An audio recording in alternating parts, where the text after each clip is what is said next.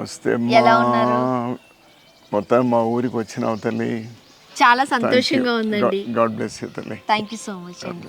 Sir, ఒక 40 ఏళ్ళు పైబడి ఈ దేవస్థానాలన్నీ కూడా కట్టడం జరిగింది. సాధారణంగా మేము వెంకటేశ్వర స్వామి ఆలయాన్ని, శివుడి ఆలయాన్ని, సాయిబాబా ఆలయాన్ని, అలా మన దేవతామూర్తులందరినీ ఒక్కొక్క దేవాలయంలో చూస్తూ ఉంటాం. మీరు అందరి దేవతామూర్తుల్ని ఇక్కడే పెట్టి దేవస్థానంలో పెట్టారు. ఊరి పేరు నీలకంఠాపురం, మీ ఇంటి పేరు నీలకంఠాపురం, దేవస్థానాలు నీలకంఠాపురం దేవస్థానాలు.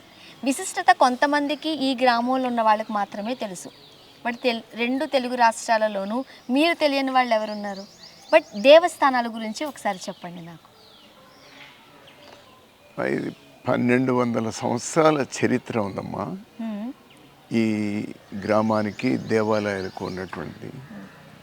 మునీశ్వర స్వామి దేవాలయం అని 1200 సంవత్సరాల క్రితం వెలిసింది.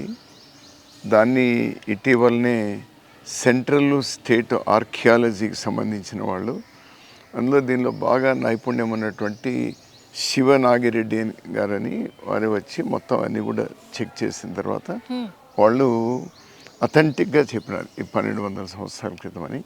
ఇక్కడ పక్కనే ఇక్కడ కొంచెం దూరంలో ఆ తోటలో ఉండేది, పూర్తి శిథిలమైపోయింది అది. దాన్ని కూడా ఈ మధ్యనే మేము దాన్ని పునర్నిర్మాణం చేయడం జరిగింది.